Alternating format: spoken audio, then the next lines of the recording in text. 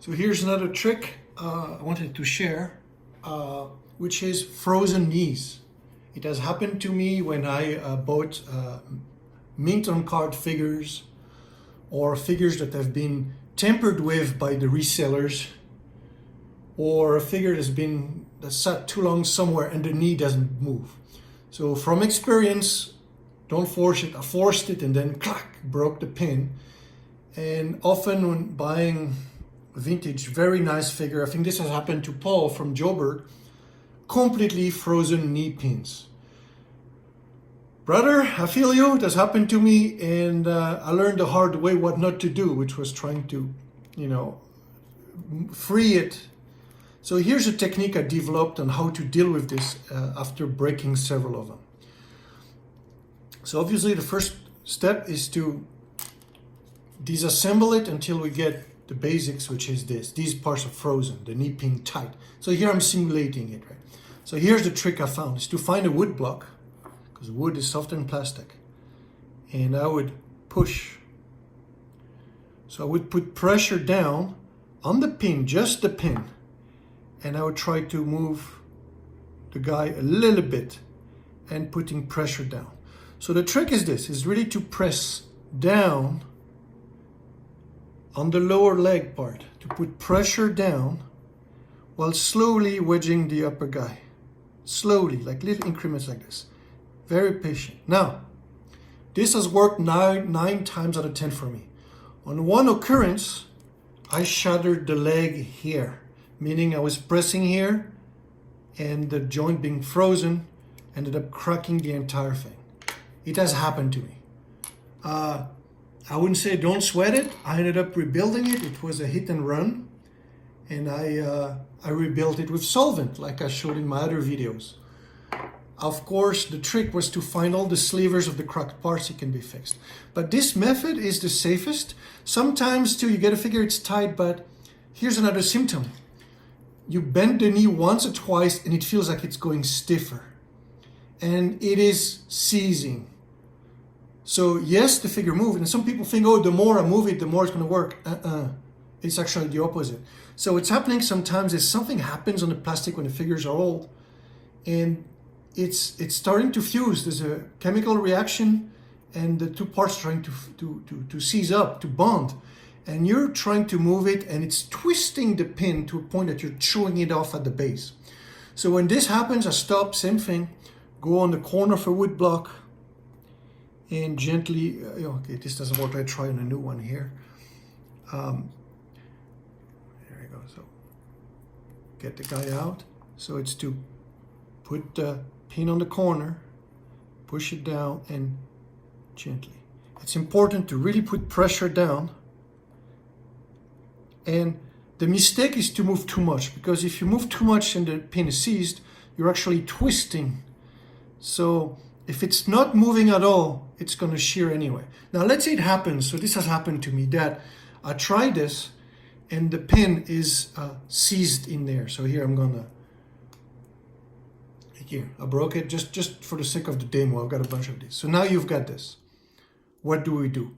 So one trick is to push the pin, and I've had circumstances that was so seized that I destroyed the whole leg pushing it. Now pushing it using the proper size. So I would look for a metal pin. I don't have one on the table right now, but I would look for a pin that's like smaller than the hole. And then I would put it on a wood block with a hole. So I would drill a hole in the wood block or find a support. Basically, I want support, a piece where I can lay this flat, resting on the leg outside. So a tube would be a good example, for example, right? If you could find a tube or something that, like, so you rest with a surface area as large as possible. So this is why drilling a hole in the wood would make sense. Let's say you got a hole here and you make sure it's there, and then to go on top with a metal pin and pushing it. So sometimes I've been able to make it happen. Sometimes it didn't. If it's completely frozen, like the one Paul had on his Outback, when it's completely frozen, it is completely frozen. But ideally, retrieve the pin so we can glue it back onto the leg. Now, if it's still a failure, then there's other circumstances, and I've done too, is we can install a brand new pin in here.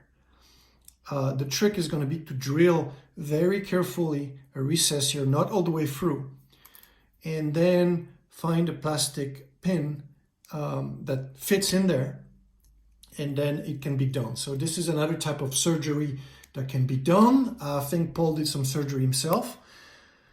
Ideally, I would say it's best to stick to the surgery to these parts, to this part actually, right? And use this hole for capturing the pin. This is a bad area to do surgery because let's keep the bore concentric, and if things happen here, we're in trouble. So I would say it's best to keep the surgery there. Now, as a kid, let me tell you a small anecdote.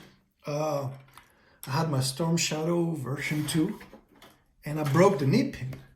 And I was so reckless that I took a staple and I heated up over a candle for a long time. And then without giving it any thought, as I poked through the knee in one go. Let it cool off, took metal pliers and cut. And I got so lucky because it was a shot in a million, let's say. I'll never try that again. I was able to go through the hole perfectly centered across, and it was functional. And the only thing about that Storm Shadow is there was a metal thing sticking out. I cut it and sanded it, but there was a metal, you could tell there was a pin, you know, he had a ACL repair or something. There was a metal pin sticking on both sides. I'll never do that again. The chances that you can properly go through in one go, it's very unlikely. Yeah, I guess I got lucky. It's best to go slow, and these days, you know, let's use our brain, drill things, and yeah, this can be repaired with styrene. Most hobby store will sell you some styrene stock. There's different sizes, and what you can do is find a smaller size and use some paper inserts like I do, or go one size bigger and enlarge it carefully. So it can be repaired. If I give it some thoughts, the knee pin should be a separate piece, and it should be a softer plastic. This way, if there's an impact, because that's how we break them, right? They land hard and it fractures from the impact or from overextension or some side load. So if the knee pin was a softer material, like a hard material that has got a bit of give, that could be a solution. But of course, it's not something they're going to do for production because that's an extra part and extra money. But that would make sense. And also this way we can replace the pin, and then we would not mess around with these guys. There you have it.